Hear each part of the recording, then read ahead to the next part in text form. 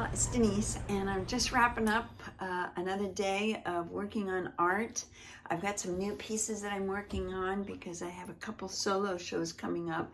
One in January and one in May that are a big deal. So I'm working on new pieces, and therefore my studio is a mess.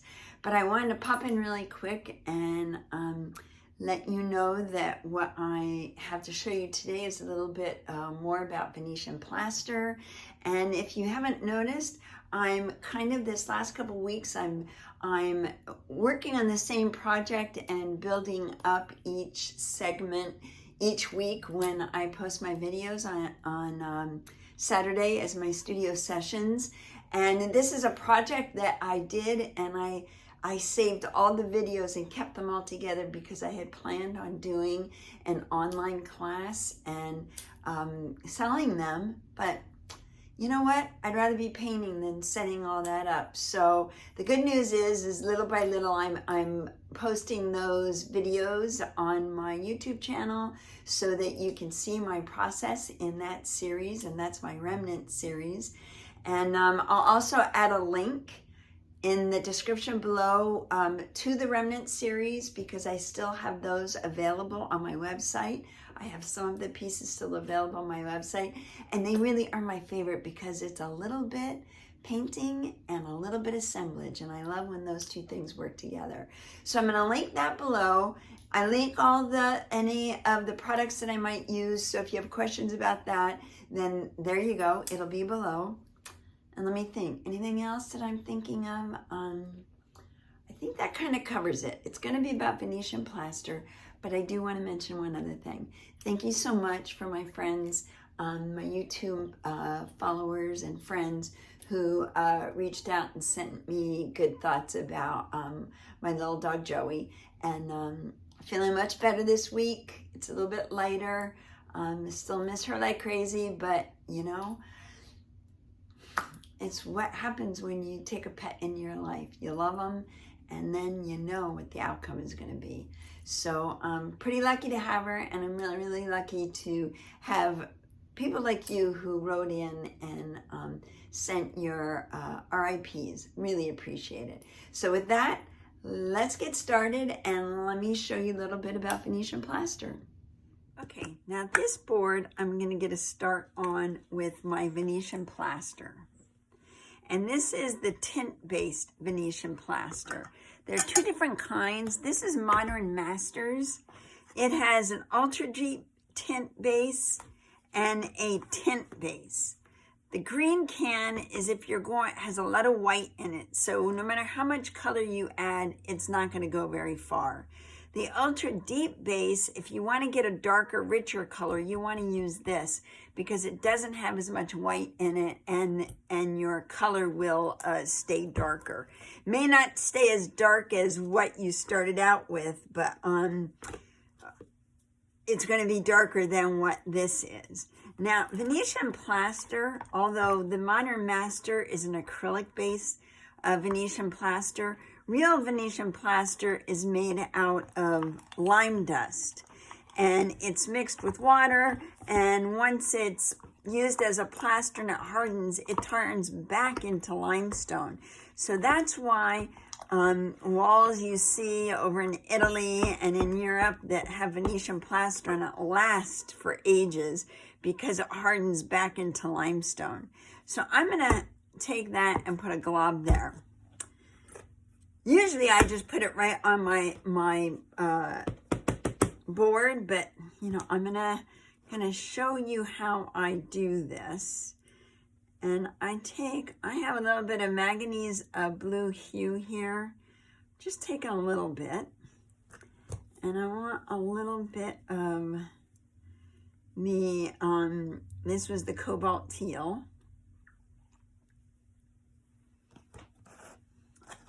And I'm going to mix those into this plaster. And I'm hoping it doesn't go too colorful because I want it to be really light. Now, if this color, while it's light, it also might be a little bit too baby of a blue. So what I'm going to do, I think I'm going to take, let's see, I think I'm going to take a touch of Payne's Gray because I just want to dull it a little bit. I happen to love Payne's Gray.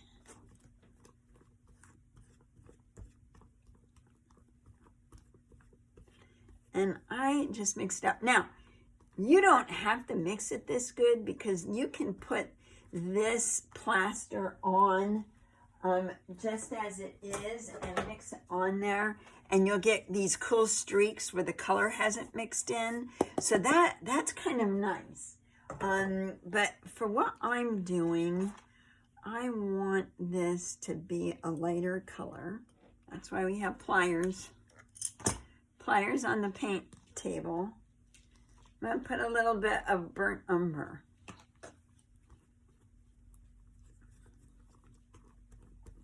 That's going to dull this down just a little bit. Yeah, that's kind of a much prettier color to me.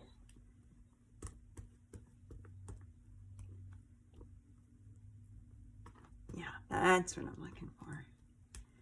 And I am using a color shaper, a silicone color shaper to do this. And once you get it on there, let me move these other boards out from underneath. That might still be a little bit too baby blue for me. Not a big deal. Clean that off.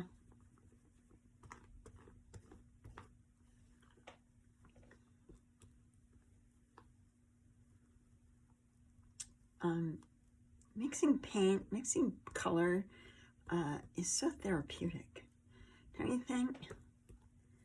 Now let's see how much. I like this much better. Oh yeah, yeah. And I'm kind of going around my color strips because I'm not sure I want to cover those up yet. And what you can do is clean off your color shaper here and then just hit your edges. Clean off your edge and go to the next one.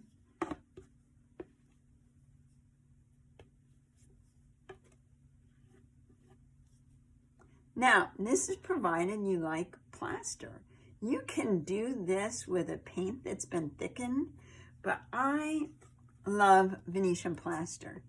I love how smooth it is. If you don't want to put a top coat on it, you can burnish it and bring the shine up really nicely. What I've been using as my top coats is cold wax. And cold wax comes to a really pretty shine, a really pretty luster, and it seals the Venetian Plaster in. So now that I've got it laid on here,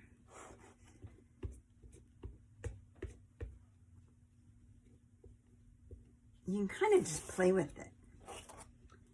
It's really nice. And fill in the spots. You can leave blanks if you want, because you're going to come back over this with something else, with papers and more texture.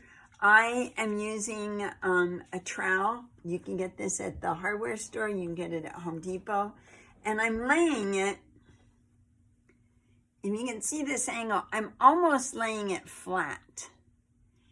And I hope you can see that. And I'm just dragging it and smoothing this.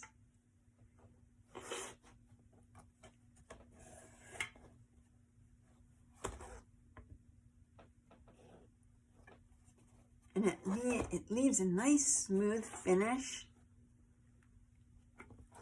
You don't want to do it too many times, because the plaster will start drying and you'll start pulling it up. But you can go over it a couple different ways. And I love how smooth that is. Let me see, I want that, I want that. If you want, you can come right over that.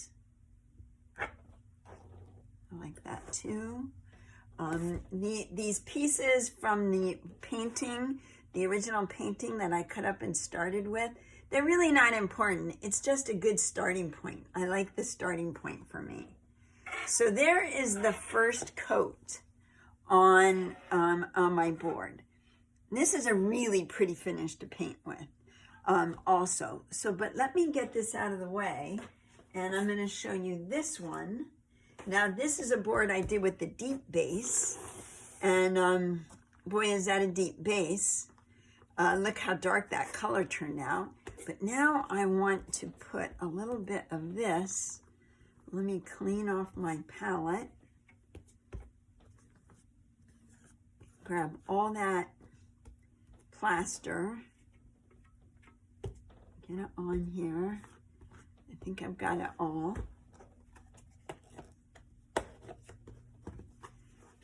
And then you can just pull it through.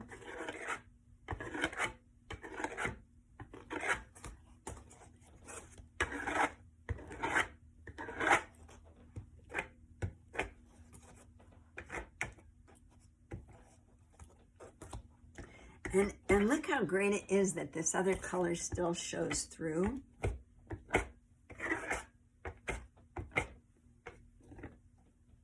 Yeah, I love that. Love, love, love that. That's going to be fun to play with. Okay, there's that. Now let me put out, I do like this. But now I've gone over my plaster piece that I had, the piece of the painting, and I've done a coat of plaster. After that, I can go to, basically that's where this left off. Now I want to jump back over here really quick. And I'm going to lay some black and white paper down. I do like that little skip mark right there. So I don't know if I want to lose that. This is pretty paper. It's got a wood grain painted on it.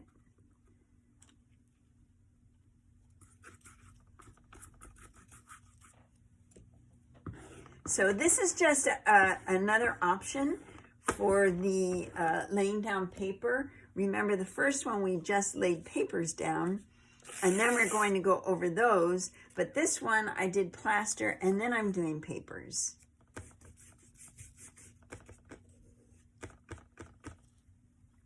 And I just would like to have a little bit of black added onto this piece.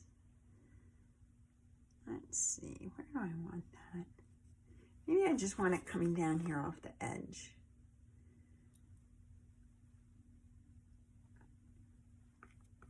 This is a really pretty piece of handmade fabric. So now I'll let that dry, and then I'll come back over that with another coat of plaster. And I'll show you how I'm going to do that right here.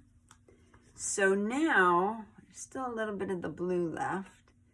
I'm going to just put that on there, even though that's not the color I'm going to use. I think I would like to use just a little bit of white. Now I might want to add just a touch of the burnt umber with it, and see if I can, so it's not so bright white. I'd like it to be a little bit more neutral, a warmer white. Now that might be a little bit too pink. So I kind of just play around with my colors that I have here. Yeah, that's more like it.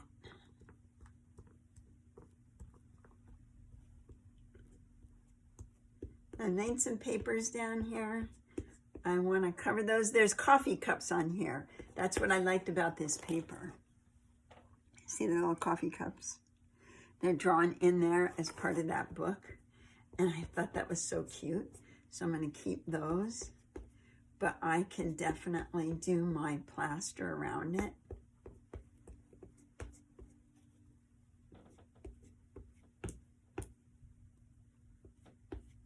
And I'm working really fast and I don't have to. So I'm going to slow myself down a little bit.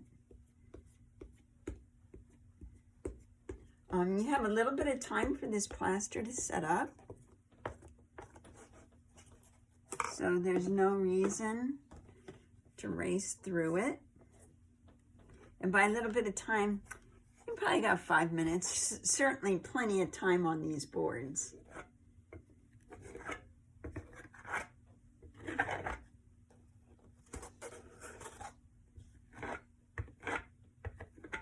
Now another thing I can do, I'm looking at this board and it might still be a little not warm enough for what I want. Let me pull my coffee cup back out here. This one too. I can come back over this and put a do a glaze over it, which I think I will do, just to warm it up a little bit, because this is all looking pretty cool to me. But this one's a little bit more irregular, a little bit rougher, little bit more splotchy things going on. But I'm really liking how it's looking. So let's do another one of those. Here's a good one. And I also want to go over that with white. But maybe what I'll do, I'm going to add just a little bit of my bleached titanium in there.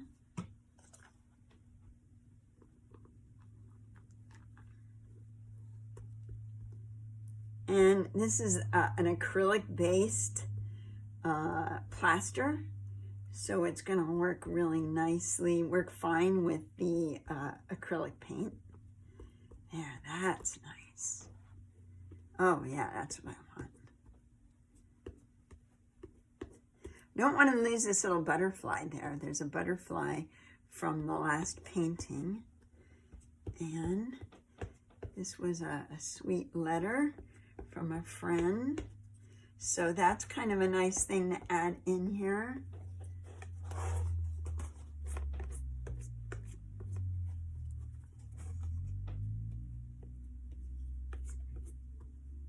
And you can also, in between, sand out any of the ripples or rough spots that you don't want. But I kind of like those. And what I may do in between coats is I'll sand this coat a little bit. So there we go. Let me clean this guy off. And you want to make sure to keep this clean. If you don't keep it clean, you'll start getting little chunks that pull through it and leave marks.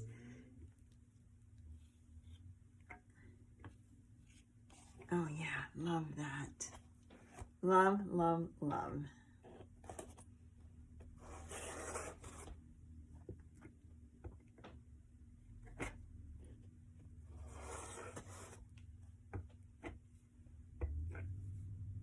See, there's one of those little marks.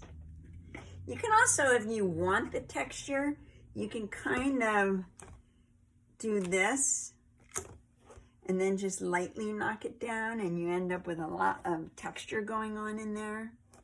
I don't know if you can see that. I prefer, for what I'm doing, to have a nice smooth finish. So that's what I'm going for. And there you go. That's, we're still working on the starts of this, and I'm really happy with where they're going. So I'll continue on.